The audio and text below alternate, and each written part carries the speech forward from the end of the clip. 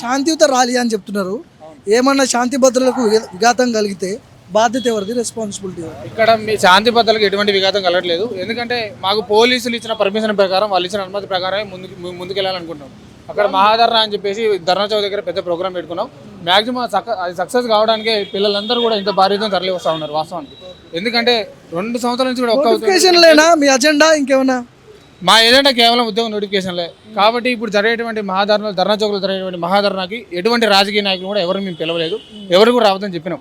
ఎందుకంటే మీరు వస్తే అది వేరే పొలిటికల్ అయిపోతుంది, పొల్యూట్ అయిపోతుంది. మా నిరుద్యోగులందరికీ కావాల్సింది కూడా కేవలం ఉద్యోగ నోటిఫికేషన్లు మాత్రమే.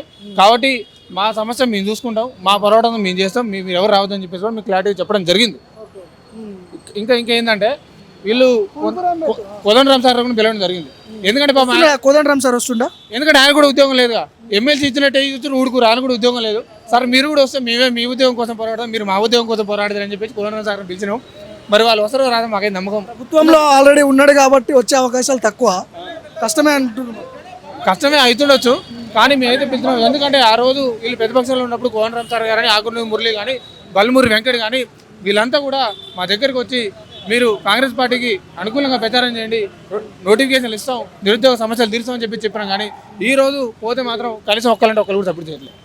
అంటే మా భుజాలెక్కి మీ పళ్ళకు మోస్తే ఈరోజు మా భుజాలకి అందిపోయి మీ మాత్రం రోడ్ల మీదే ఉన్నాం.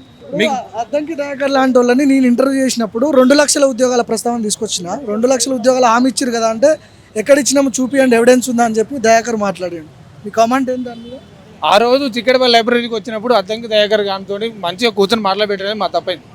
ఆ రోజు అడ్డుకొని ఉంటే ఏదో ఒకటి అర్థమైపోయింది స్టోరీ. ఆయన అద్దంకి దగ్గర వచ్చి డిప్యూటీ సీఎం గారి దగ్గర కూడా తీసుకెళ్తామని చెప్పడం జరిగింది. మేము చాలాసార్లు ఫోన్లు కూడా చేసినాం, వారు లిఫ్ట్ చేయలేదు, ఎటువంటి ఏం చేయలేదు. నిన్న పీసీసీ చీఫ్ మహేష్ కుమార్ గౌడ్ గారు కూడా మీ ఎక్కడ కూడా సంవత్సరంలోపు 2 లక్షల ఉద్యోగాలు భర్తీ చేస్తామని లేదు, 3 సంవత్సరాలు 2 లక్షల ఉద్యోగాలు భర్తీ చేస్తామని చెప్పేసి వారు చెప్పడం జరుగుతుంది. అంటే ఇక్కడ ఏంటంటే ఫస్ట్ ఒక ఆయన 60,000 ఉద్యోగాలు భర్తీ చేస్తామని చెప్పేసి అంటాడు ఎవరో ఒకరు. అరే ఈయన 50,000 చెప్పిండు, నేనేం తక్కువ కావాలి, నేను తక్కువ తిన్నా అని చెప్పేసి బట్టి విక్రమార్క 60,000 అంటాడు. అమ్మ బట్టి విక్రమార్క 60,000 అన్నాడు, నేనేం తక్కువ తిన్నా, నీ తెలంగాణ కోసం పోరాడినా తెలంగాణ ఉండని చెప్పేసి శ్రీధరబాబు 70,000 అంటాడు. శ్రీధరబాబు 70,000 పొన్నం ప్రభాకర్ ఎమ్మట ఈయన ఎత్తుకుంటాడు. నీ అమ్మ వీళ్ళు 70,000 80,000 అంటారు. నీ ఇన్ని రోజులు తెలంగాణ పోరాడినా, తెలంగాణ ఉద్యమాల్లో పాల్గొన్నా, తెలంగాణ తెచ్చినోండి, నేనేం తక్కువ అని చెప్పి ఆయన లక్ష్యం కదా. కేబినెట్ మంత్రులకు కూడా ఎన్ని ఉద్యోగాలు ఇచ్చినాం అనేది అది లేదు, తెలియదు, సోయి లేదు, క్లారిటీ లేదు. రుచి పసిలేని కూర సటిన్ ఉన్నట్టు, రుచి పసిలేని కూర సటిన్ ఉంటే ఏమైతే ఎవరు తిండు. వీళ్ళకి కూడా అంతే ఉంది. వీళ్ళకి మైండ్ సరిగ్గా పనిచేస్తే లేదో అర్థం కాదు. 10 రోజులకు ఒకసారి క్యాబినెట్ మీటింగ్ అని పెడతారు. ఆ క్యాబినెట్ మీటింగ్లో మరి చాయ్ తిని బిస్కెట్లు తిని బయటకు వస్తారా, లేకపోతే మరి సమస్యల మీద చర్చిస్తారా కూడా అర్థం కాని పరిస్థితి ఉన్నది మాకు.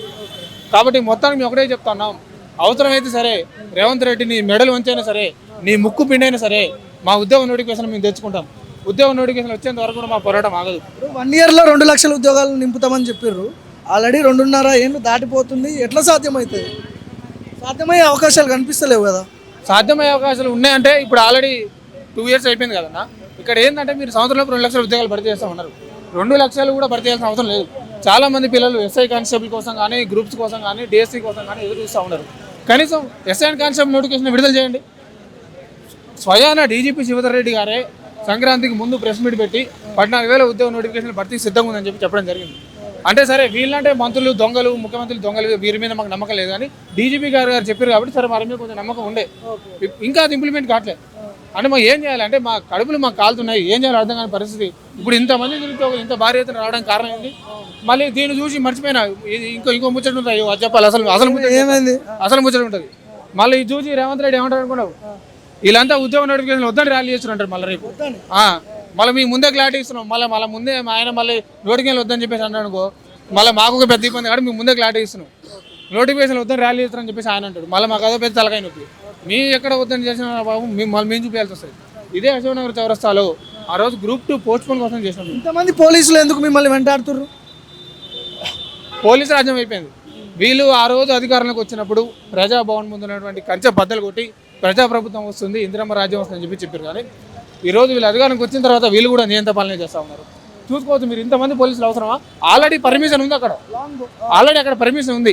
మహాధర్నాకు పర్మిషన్ ఉన్న తర్వాత కూడా ఇంతమంది పోలీసులతో ఇబ్బంది పెట్టాల్సిన అవసరం ఉంది. ఎక్కడికక్కడ అడుగున పోలీసులు ఉండి జిల్లాల నుంచి వచ్చే నిరుద్యోగ నాయకులు కూడా అడ్డుకునే ప్రయత్నం చేస్తూ ఉన్నారు. పర్మిషన్ ఉన్న తర్వాత కూడా మీరు అడ్డుకునే ప్రయత్నం చేసేది ఎక్కడి?